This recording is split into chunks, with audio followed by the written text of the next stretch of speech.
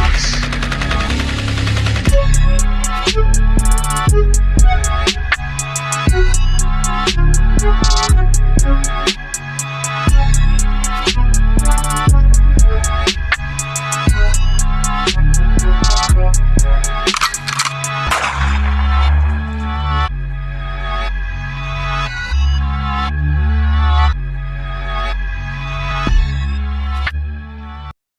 Yo, this is the Lucha Thug, the one-man Lucha gang, El Rey Gordo himself, the King Fat Boy Papo Esco, and y'all rocking with the Urban Wrestling Network. Hey, yo, what up, Bodega Podcast? You already know who it is. It's one half of the sexiest Puerto Rican studs on this planet, Ortiz, baby. And shout out to all the Bodega Podcast listeners. Ow.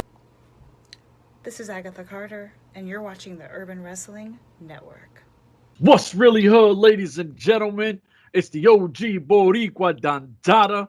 Listen, before we go into AEW Full Gear, a possible Impact partnership, I got the one, the only, my brother from another mother, Mr. Crooked Smile. What's really good?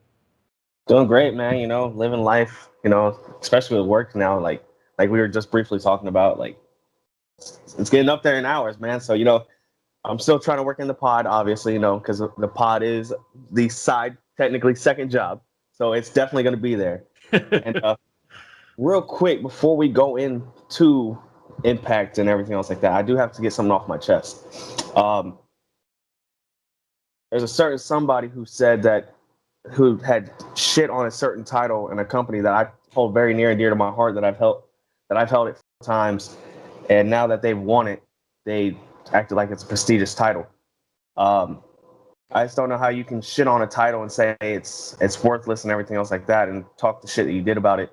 But now that you've won it and lost it already, that it's like the grandest prize of them all. So that's all I'm gonna say. I'm not gonna mention no names, but I'm just gonna say, yeah, shotguns are gonna be fired. So it just pisses me off that you shit on a title and then you fucking grace it with honor all of a sudden because you've held it for 5 minutes between tapings. But and I know I'm going to get shotgun because I did pop off on the F word. So, but yeah, so now we can jump into AEW and Impact partnership. Now that I got that off my chest. All right. I don't want to hold it too long. Now that he's released what he's had to release. So we've seen Don Callis at Full Gear. Yes, sir. He was talking. He was this. Somebody posted a picture of him and I think Kenny Omega walking to the venue together. Yep. I'm not going to sit here and go ham and say Kenny Omega's about to be on Impact. I'm not going to do that, right? But who's to say it's not going to happen? And if he's there, it's got to be for a reason. You know, like Jericho, we seen do the cruise and kind of steal LAX from underneath Impact. If Don Callis can go there, maybe, you know, have some bubbly with a certain somebody and maybe do a partnership. I mean, what better time to do it than a big pay-per-view? And Don Callis says it's got to mean something. It can't just be some random occurrence. Yeah, no, definitely not. I definitely agree. Don Callis and Kenny have a good friendship and everything else like that. But, you know, you usually don't bring on a certain, per se, rival show. You can't even call them rivals now that they've been promoted on both sides. So I see it's going to be a partnership coming here shortly. See how they're going to test water, see how everything's going. And that's the thing with AEW. AEW's coming to steal the show. Like, they've gone to NWA. They've gotten people from NWA. Now they're going to Impact, and they have a few other promotions that they're talking to, like AAA. So who knows? We might have a huge, you know, partnership, alliances coming in. And if that all works out, it definitely benefits every single party for sure. And yeah, like you said, who knows? We might see Kenny Omega on a future Impact. So you never know. That'd be crazy. And I wanted to, you know, first off, let me say, speedy recovery. Evil Lone took a little nick. He's not doing too well. And he would have been someone who would love this because you know how he loves his territory stuff and the NWA territory is the greatest time of, you know what I mean? Like the whole leave alone say thing. But if we could get Impact Wrestling with New Japan, right now you also see TJP is about to be on MLW, so you see something there. You also got what's this guy, Chris Bay, TJP. They're going to that New Japan thing. There's so many things in the works that if Impact can swim in these waters, and you start seeing, and I'm hopeful Kenny Omega comes to Impact, because if I get the okay, hey, Kenny Omega can wrestle here, I'm throwing the belt on him immediately. Like, and I hate when companies do that, but let's be honest with you, Kenny Omega is one of the biggest stars in the game, and I would be like, if they're gonna not, pull the trigger on you, we'll pull the trigger on you immediately. But I'm excited for it. Oh yeah, definitely. As we know, Jon Moxley did retain the title, so at Revolution, it's going to be Kenny Omega versus Jon Moxley, unless they push it forward where they do it on a Dynamite, which would be great for the fans, but bad on their part because they're going to lose out on some good money because everyone's going to pay to see that fight. And Moxley does have the one up on Kenny Omega after the lights out match that they had a year ago at the All Out Full Gear pay-per-view. So, anything can happen. You might see Kenny Omega at AEW title. And I'm with it. And you know what? Like, after watching the Moxley and Kingston match, obviously I wanted Kingston to win. There's no surprise. Yeah. But that was a great match. And I think that Moxley, because of the bookings, I don't think that he's had a lot of opportunity to make that belt look special. I think that the creative kind of slipped on his era. I think they kind of really dropped the ball on it, and it's not all his fault because he's just doing what he's working with. They tell him to do something, he does it. You know what I mean? But I watched this and I was like, damn, Moxley looked great. Like, I really enjoyed the match with Moxley, and obviously we're starting from the heavyweight title, and then we'll swing it around to whatever we want to swing it to. But great match. Kingston is showing people I'm here. Like, take me serious. Oh yeah. At this point, I would love to see him go into that TNT division. You know what I mean? Like, and we'll get to it. We'll get to it. I'm gonna, I'm gonna switch off to Sheeta versus what was it, Nyla Rose? Yeah. And I thought that match was horrible. I thought it was a horrible match, and it's not because I'm crapping on Sheeta, because I'm definitely not. I'm not crapping on Nyla. I did not enjoy it. The only thing I enjoyed about that is the very ending, and once again, it sounds like I'm biased. I'm not Evil Once, and I'm not going to admit it, but Thunder Rosa coming out like, yo, I'm here. I forgot about the match. I was like, oh, snap, Thunder Rosa's here, like, blah, blah, blah, blah, blah, and I really didn't care about what I just saw. Nyla Rose, Sheeta, and the ending with Thunder Rosa. What do you got, my brother? Thunder Rosa came out after the NWA title, the pre-show. That's what I was talking. My fault. I'm all over the place, man. I was like, because the ending I seen for the Nyla Rose match was different than what you saw. Yeah. You know what? Fix it for me. Fix it for me, because I get the behind the scenes version. I get the Bush version of Full Gear. So what had happened actually, instead of Thunder Rosa coming out, at the end when Sheeta defeated Nyla Rose was in the ring and just kneeling down and everything else like that. And then Vicky Guerrero got in the ring, and then they had a brief stare down, and the next thing you know, Vicky Guerrero slapped the shit out of Nyla Rose and walked away. Nyla Rose took it on the chin, and then next thing you know, it was just like whatever. So who knows what's going to happen with Vicky and Nyla here on out? Is Vicky going to go find a new client? Is Nyla Rose going to stick with Vicky, or what's going to happen here? So we'll find that out. What is today? Tuesday. So we'll find out tomorrow night on Dynamite, and we'll see what happens. Yeah, my apologies for mixing up a bunch of different things. Like, I'm all over the place. I enjoyed Vicky slapping the hell out of her. You know what I mean? It's no secret that we did have a joke. And once again, Vicky Guerrero, if you hear this, baby, holla at me. Like, let's, you know what I'm saying? Like, I'm not over that. If I get Vicky on here, we could talk about some red wine, white wine, You know careful. what I'm saying? Like, 'Cause I know the wife is somewhere near you, so be careful. yeah, the wife is over there doing her college work. But She's gonna Vicky come over here and Guerrero, whoop you. I haven't said nothing crazy. I'm just inviting Vicky Guerrero over, for a Skype dinner or something. You know what I mean? Like, I'll make some garlic bread because people want to talk about garlic bread. You know what I mean? Like, I'll I'll do some stuff. Brother. Yeah. I'll do, what I'm saying. We'll have a good time with this, and I think Vicky Guerrero would be so amazing to talk to because of her history and everything else. Absolute legend. She slapped the. I'm not gonna say that. Yeah, I was about to say she slapped the beast out of Nyla. So if you can once again save me and go to the pre-show with the NWA, because I won't say nothing because I'm butchering everything. So we had Serena Deeb and Sienna. I'm gonna call her Sienna. It's Allison Kay, but I call her Sienna. They put on an epic match to start off the show. For a buy-in show, they gave you what you wanted for a buy-in show for people to actually, if they didn't buy that pay-per-view yet, they were gonna buy that pay-per-view after that match. There's a little mishaps in the towards the ending. It seemed like they forgot what was gonna happen next. But it looked like Allison Kay definitely let it in and was taking control. So it's great, and you could kind of tell something was going on because of all the rest holds. If you're actual wrestler and everything else like that, some wrestling fans will understand too. But besides that, I won't get into technologically like most people do. We have, but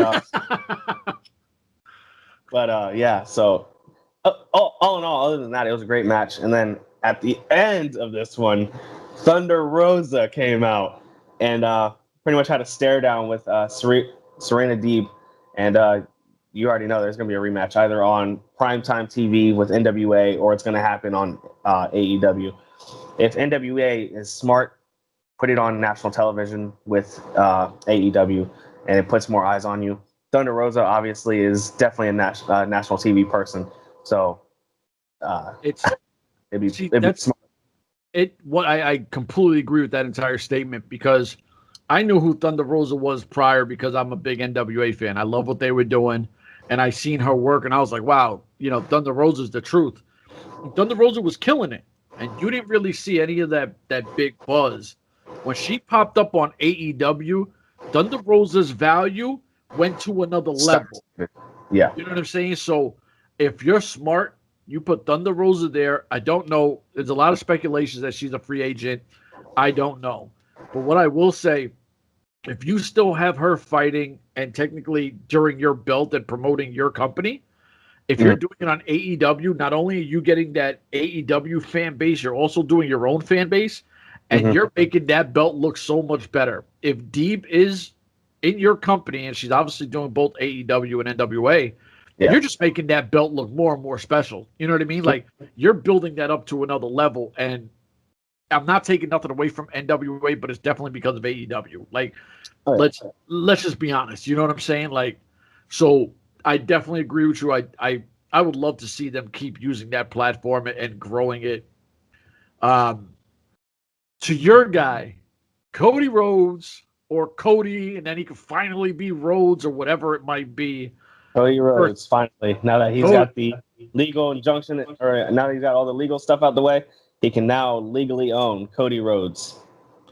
Ridiculous that it took him not took him, but for them to finally relinquish that for him.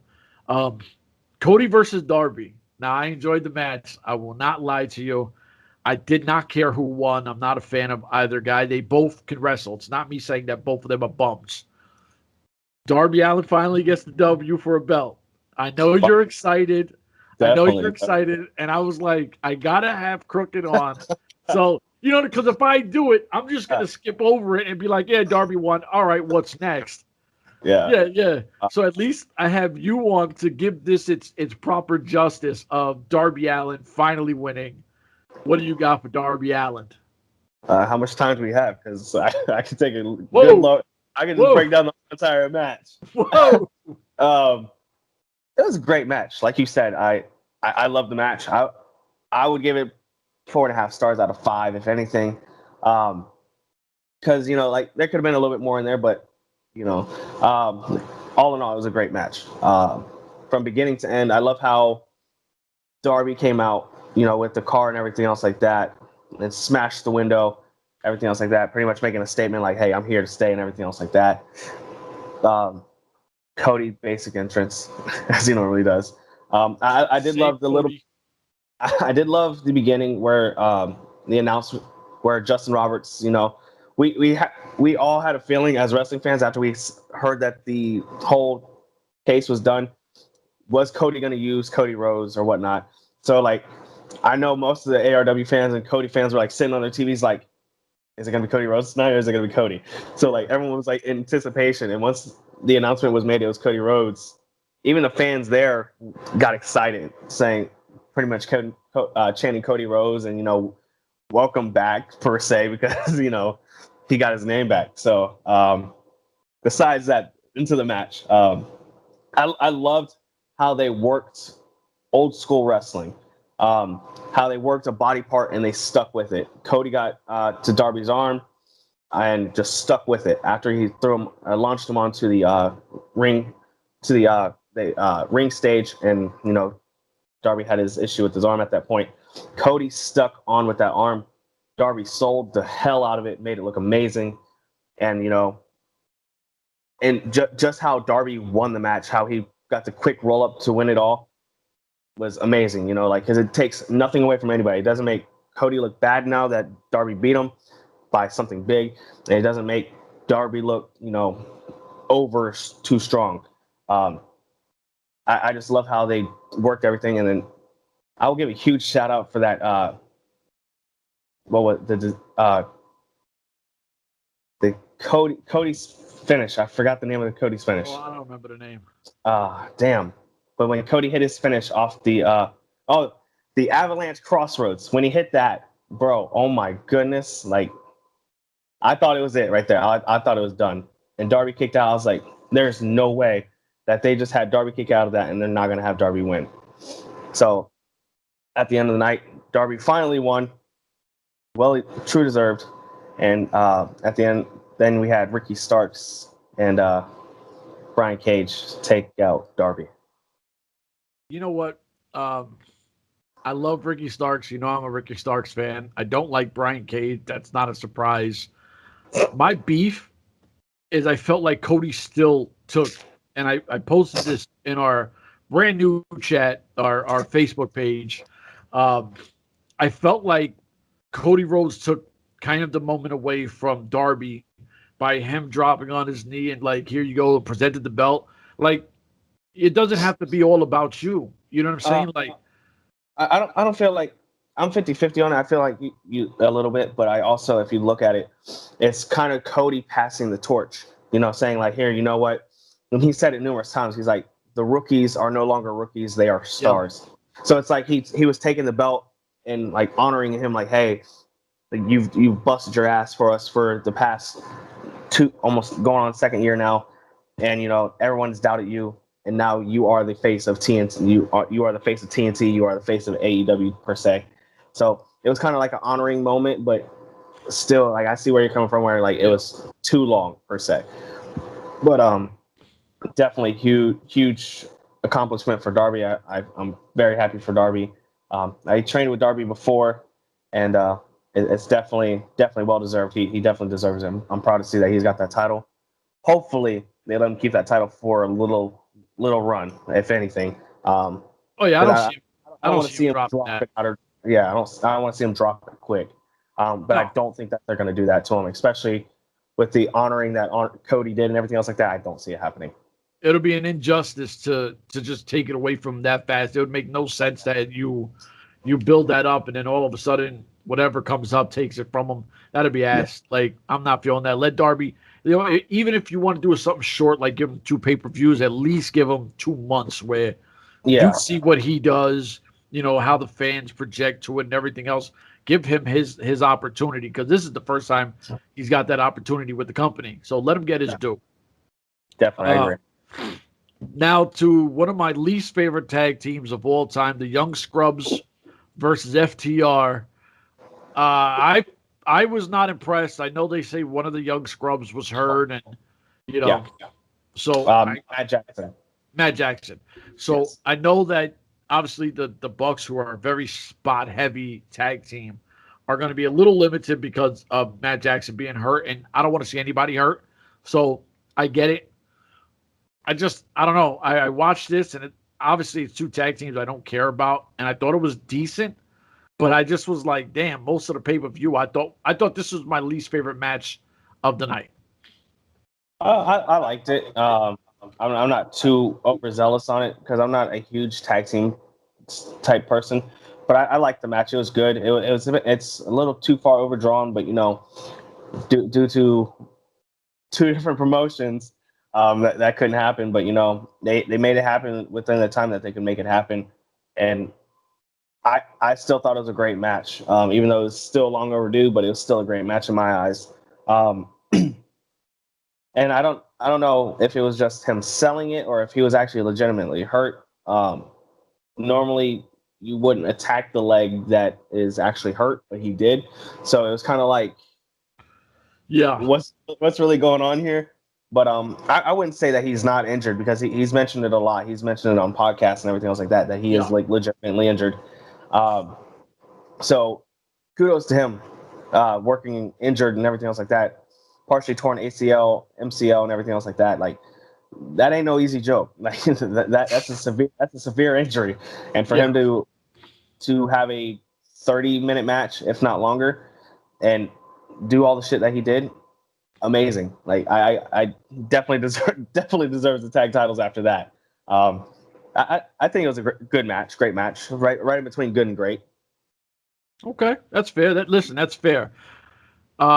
What else big happened on the pay per view? Who did we have? We had I'm missing somebody. Or missing somebody.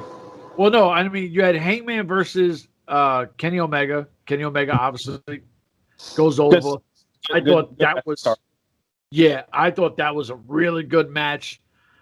My only one issue is it was very obvious to see that this tournament was going to be Hangman versus Omega. It was, you know what I mean? Like it was just so. They should have done it where if you were going to have Hangman lose, maybe have Omega, cost them a match and whatever. You know what I mean? But it was a great match. I really enjoyed this match. Hangman Page, I never gave a damn about from ROH. I was never a fan of him. He came to AEW. I mean, I'm a Hangman Page fan. Like I thought his work in AEW is so dope compared to what they were doing with him in ROH that I consider myself a Hangman Page fan. You know what I mean? Like, so I was okay with Omega winning. I was okay with Hangman winning. Omega goes over. What do you have for Omega and Page? Like I said, it was a great way to start the show. I didn't see it being the opening contest. No. I would see it at least in the mid card to like close to co-main event. But like same thing as the pre-show. They killed it. They made you say, okay, this is how we're starting the show. We know we're in for fireworks for this this entire show, and definitely blew my mind. I didn't think that match was going to actually end out that good as it did. I thought they would definitely have like Kenny go on pretty strong or a little bit stronger than they did, but they kept it balanced. So it definitely made it worth watching and definitely a great way to start the pay-per-view. Oh, absolutely. I thought it was a tone setter. When like you said with the what is it? The buy-in match, I think is what you said. Yep. Yeah. When you had that, you were like, oh snap, like that was fire. Yeah. And lead into this and you're like, oh snap, this is fire. Like you get two back-to-back great matches. It's like, okay, well, let's hold on to our seats here because you don't get this stuff from the E. They don't give you two straight fire matches out the gate. So it's like you don't get that from Stamford, Connecticut. Yeah, you don't get that from offices in Connecticut or the Thunderdome here in Orlando now. The Thunderdome. You know what? I will say this because I thought it was crazy because then obviously the one thing I will say WWE related is I just found out that Nia Jax has hurt Mandy Rose. And at this point you sit there and you're like, I could go on a crazy, I don't know, 20 minutes of talking No, yeah. about names that she's hurt. And it gets to the point where, as a promotion and a company and a business, if one person isn't safe to wrestle with, and I keep saying this, you know this better than I do because I don't want to be a wrestler. I've never wanted to. This is your field. You put your body in the line. That'd be like you saying, yo, Chef, let's do a match in your backyard. I have Yeah. full faith that you could kick out whatever you wanted to kick out, and I'm just going to be trying to pile drive you and everything with no nothing and just destroying you. You, in this field, you have to put faith in the other person, and at that level, the coup de grace is WWE. She's a hinder on your career. There's an Oh, opportunity that you might not wrestle again. I don't see Yeah. how this is good for business. Like, no, it's not. Honestly, she's got a huge track record of injuring people. Um, there's been reports that there's even female wrestlers. I'm not going to call them divas because they're more than divas. The female roster doesn't even want to. Most of them don't even want to wrestle Nia Jax because of that potential risk factor. I know she's injured people like Sasha Banks. She's injured. I believe she's injured Bailey before. yep. Obviously now Mandy Rose. Kiara Sane was the Sane, one that told her, don't do it. I'm yeah. locked, whatever. Yeah, and it's a disgrace to the company. You know, like that you keep her around and she's injured 5 or more of your employees, but yeah, you're keeping her around because of her name per se. I don't care who you are, what your name is. You could be, the best wrestler in the world, but if you're injuring my talent and I have to, have you as listed as a reliability, then or a liability, I mean, I'm cutting you. I'm cutting ties with you. I don't care if it's going to take. If I owe you money still, here I'll give you the rest of your money, but you're not going to wrestle my talent. Like no. You eat that because it's unsafe. And Exactly. at this point, women's wrestling for years, it was kind of like they always try to say the bathroom matches, and we know if you're a TNA fan, you've had some great women matches when the E try to make it, like the bra and panty stuff. You know what I mean? Like where one was all about sexual stuff and the other was about letting women have an opportunity. At this point of the game, I've seen so many times, and we've been in the impact zone where we've left and we're like, wow, Jade versus Rosemary on the night that we first seen that was the best match we've seen out of all the dudes. Right. You know what I mean? Like we see that, we were like, oh snap. This when you're at this level and women have came so far, this is a setback, and they're allowing her to set them back, which is it blows my mind. Yeah, and it's crazy. Like with you saying that Impact's the trendsetter. We got Impact starting with females in a steel cage and everything else like that. We've had them doing monster balls matches. Pretty much, it's a hardcore match. They've been doing street fights and everything. TNA started per se out of the bigger companies of females actually doing what the guys do, and WWE seen it. It was like finally, okay, well now we'll allow our females in the Hell in a Cell. We'll allow our females to do last woman standing matches, and we'll do street fights and stuff. But if you think about it, you weren't the first to do it. Like you started your women's revolution. Great. That's great for you because now you actually showcase your females that you should have done years ago, long years ago. But then you've seen Impact getting it and it was drawing ratings and everything else like that. That's when you were like, okay, maybe we should start doing this with our females rather than stripping them down to their bra and panties, letting everyone see their ass and tits per se. Yeah, and that's the messed up part is like, if that's the case, you could just find any random chick in a strip club who looks bad and put her in a ring because they're not even wrestling. You know what I mean? Like you're just doing goofy stuff like the mud stuff or the pillow fights, and that has nothing to do with the wrestling industry. You know what I mean? Like all you did was take sexy women and expose them. And I'm not mad at it, but at the same time, these girls who busted their ass to get to this position, they're being slighted. All their hard work means nothing when you're just go out there, show your tits, mom, because that's all we think of you. You know what I mean? Like all your wrestling school stuff and everything else it's not even being valued. To go back into a positive, and I know you were kind of 50-50 with this. MJF, Chris Jericho, last topic of the day. I don't know how to feel about this. I was kind of Yeah, no. Two great talents, great two people on the mic. It was a good match. It was a good match. Wasn't great, but it was no. good. And if you've seen previous podcasts, you know Chef and I are the biggest MJF fans that there pretty much can be. We've supported MJF through his injuries. You know, after he hurt himself, sliced his neck, everything. We've been there for him. But it you know, I don't know how they're gonna run with this. I feel they'll have MJF. Obviously, he's in the inner circle now. But like I said, and it's crazy that this happened because now Sammy lost in the ultimate, the elite deletion match, and pretty much was knocked out cold. So who knows if he's Matt if Hardy, he's gonna. he killed him. He did. Like, and I know Chef is definitely not a Matt Hardy fan, but we're gonna talk about the elite deletion actually real quick. Then we'll jump back to MJF. Yes, sir. The elite deletion was actually a good match. Like, I would watch that match again. Like I they give him fought. credit. AEW did something WWE couldn't do. Impact did decent with it, but AEW has knocked it out of the park. I thought it was funny when we had when Sammy Guevara threw Shane Helms into the water and he came back as an interviewer. And I'm like, bro, what the hell? And then we had Gangrel pop up, which was a shocker, and bring up the whole Brood ordeal. And yeah, it was actually a good elite deletion. So you know what? You know I've hated all of it. I never liked the broken stuff from Impact when we were there. I hated the WWE version.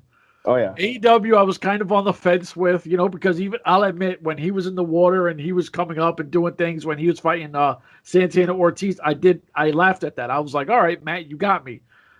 This one, and I know you don't have Twitter, and I'm gonna admit this, so anybody who I'm gonna plug my Twitter real quick. It's at Boricua Dandada.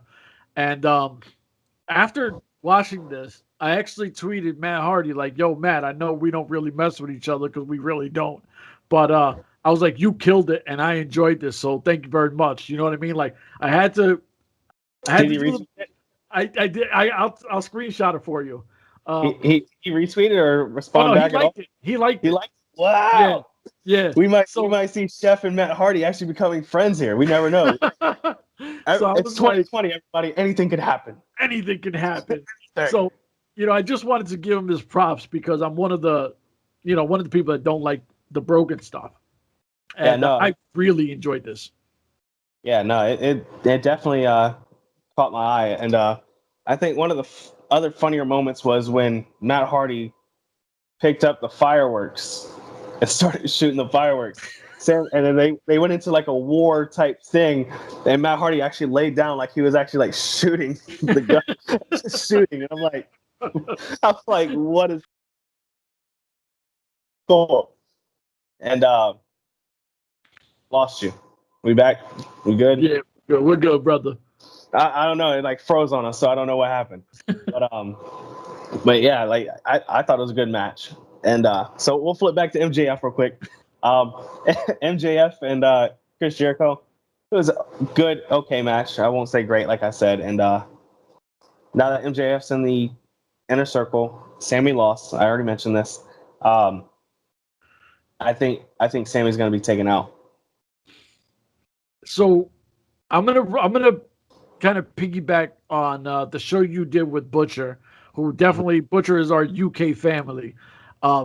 Butcher feels that I think you said MJF will run it, and he thinks that Jericho will kind of leave and do his babyface thing, and kind of, you know, I know you guys were going back and forth with it. Yeah. At this point, I don't know who I want to leave, except I don't want Santana and Ortiz no longer in there. I would like Santana and Ortiz either to get jumped out or whatever they got to do, or, you know, just whatever. And I would love for Kingston to take them in. And I keep saying this because I would love for Kingston to be like, yo, you know, that's not where you belong. You belong with me. And them come in and jump out the butcher and the blade. Like, you're out of here. We don't need you no more. Then you have Pentagon and Phoenix, whichever one you keep.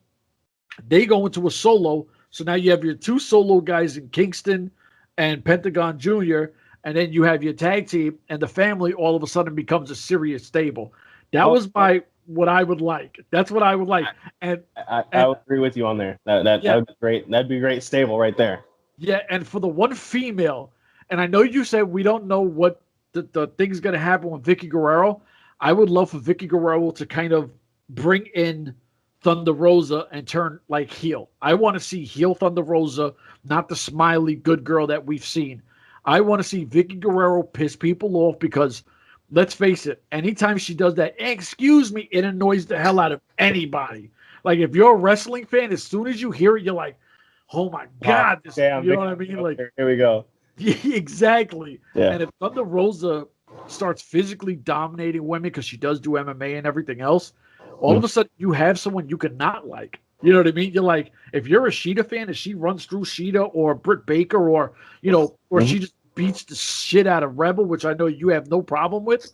But it would be, because I'm just pointing out the good girls. You know what I mean? Like any of them. And Rebels or Reba. I think her name is actually Reba. It's not Rebel there, right? I think it's Reba now. No, it's Reba. Yeah, it's Reba. Yeah. So if she runs through Reba, I think that, runs through her. Not like a little, I beat you up, I pin you. I'm talking about absolutely mauls her and tries to break her arm or something. You're like, this shit is nuts. And then you have, Vicky Guerrero talking shit and all that. You know what? No shotguns today. Whatever curses we did, that's what we're doing. I might just take out the shotguns. Depends how I feel when I'm edited. So, man. I'm just saying, at this point, I'm just like, let's get it. I'm just hyped up right now. The vibe is back. Like, I think this is what needed to be. I think we covered everything. I think we did. I don't think only match we didn't cover was John Silver and Orange Cassidy, your favorite wrestler. I don't even know if I watched it. No, it was okay. Did John Silver win? No, Orange Cassidy won. Shock, Dark Order guy losing. But the best part was John Silver ripped Orange Cassidy's pockets out. No, did he? He ripped his pockets out. Yeah, he ripped his pockets. Oh, Cassidy had his hands in his pockets, and he finally got his hands out. And John Silver took his pockets and just ripped them out.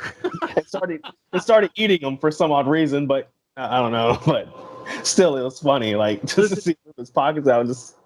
I think the only value the Dark Order has left is Brody Lee and John Silver. Where is Brody Lee, though? That's the only thing. We haven't seen him since the dog collar match. No, I think he's done one of those YouTube things where he's with the Dark Order, like when they're joking around, I think. Or he hasn't been on that neither. I don't think so. Maybe Cody killed him.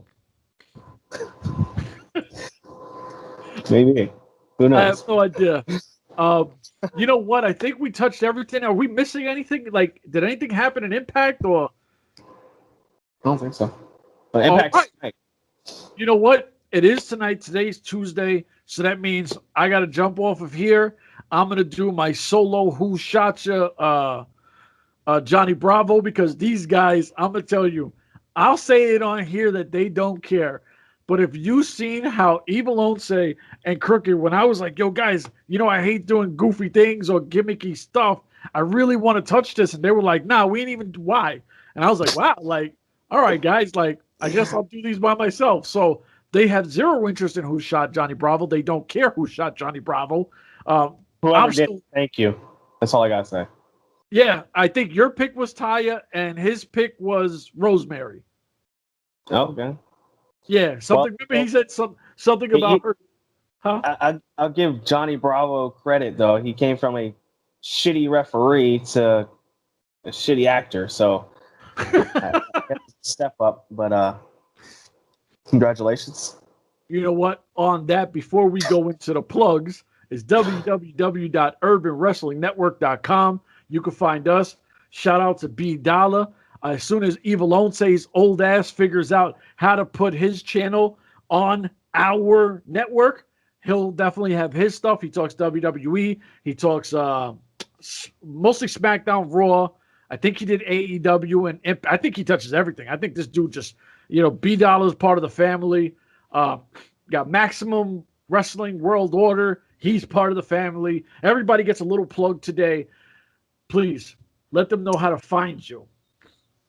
You can find me on Instagram at crookedsmile_HT6 because I am the original Heel Team 6 member. I don't need to be a beast. I don't need to be a monster. I don't need to have long hair. I don't need to have nothing. I am a 4-time hardcore champion, proudly for the Heel Team 6 brand. And I'm telling you, we are going to have some more titles coming our way. And more shows are to come. Just to end 2020, hopefully, we'll have some more shows. I do have 2 guaranteed coming out. Trying to make it a 3rd. I'm talking to somebody. Can't mention who it is yet. But 2021 is going to be jammed packed with a lot of shows. I'm going to be busting my ass from here on out right now to get a whole new spectrum on wrestling. And who knows? Maybe, just maybe, you might see me in one of the higher ups as a extra. You never know. And on that, we did tell him, and I'm going to put this on him again because Evil Olse was the one who told him, if you have your video, we'll put it on here so people can see your wrestling and stuff like that. Maybe we'll have to make a solo YouTube for just the guys to have their matches so you can enjoy their matches. We do want to, promote them highly. That's what a lot of this is doing.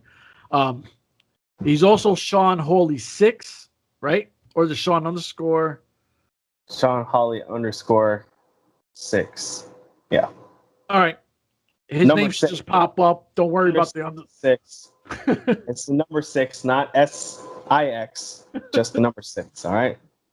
Also, the Instagram for this is at Urban Wrestling Net. My own is going to be at OG _Boricua _Dandada. I know everybody hates the underscore. It's super long. It is what it is. Ladies and gentlemen, we're out of here. No, the only way I got to follow him was because it popped up as a suggestion. I couldn't spell I don't even know how to say the damn word. I'm white. I'm sorry. But I found him because it said he was a suggested friend. And that's how I got him. So Thanks. Listen, I'm just being honest. I have my personal, and then I was like, I need an Instagram one for just this, which I can start throwing these out there and stuff like that. Ladies and gentlemen, we're out of here. This is the best damn podcast you've ever heard in your life. Deuces. Oh, yeah.